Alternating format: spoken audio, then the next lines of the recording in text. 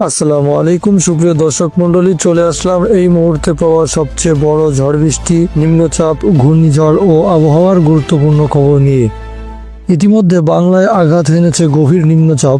সারা দেশের আকাশ মেঘাচ্ছন্ন রয়েছে, তবে কিছু কিছু জায়গায় বৃষ্টি, বজ্রসহ বৃষ্টি অথবা দমকা হাওয়া বয়ে যাওয়ার সম্ভাবনা রয়েছে।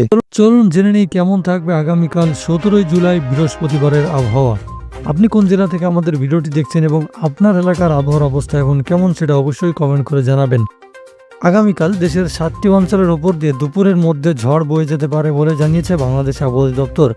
বুধবার 16 জুলাই দুপুর 1টা পর্যন্ত দেশের অভ্যন্তরীণ নদীবন্দরগুলোর জন্য আবহাওয়ার পূর্বাভাসে তথ্য জানানো হয়েছে। এতে বলা হয়েছে, খুলনা, বরিশাল, পটুয়াখালী, নোয়াখালী, কুমিল্লা, চট্টগ্রাম এবং কক্সবাজার অঞ্চলের ওপর দিয়ে দক্ষিণ পূর্ব দিক থেকে ঘন্টায় 45 থেকে 60 কিলোমিটার বেগে অস্থায়ীভাবে দমকা ঝড়ো হাওয়া সহ বৃষ্টি, বজ্রসহ বৃষ্টি হতে পারে। এসব এলাকার নদীবন্দরগুলোকে 1 নম্বর সতর্ক সংকেত দেখাতে বলা হয়েছে। এদিকে বুধবার সকাল 6টা পর্যন্ত রাজধানী ঢাকায় গত 24 ঘন্টায় 43 মিলিমিটার বৃষ্টিপাত রেকর্ড করা হয়েছে। আবহাওয়া দপ্তরের পূর্বাভাস অনুযায়ী আগামীকাল দিনভর আকাশ আংশিক মেঘাচ্ছন্ন থাকতে পারে এবং বৃষ্টিপাতের সম্ভাবনা রয়েছে।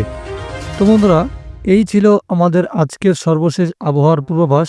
পরবর্তী আপডেট জানতে আমাদের সঙ্গেই থাকবেন, চ্যানেলটিকে সাবস্ক্রাইব করবেন, ভিডিওতে লাইক দিবেন। ধন্যবাদ।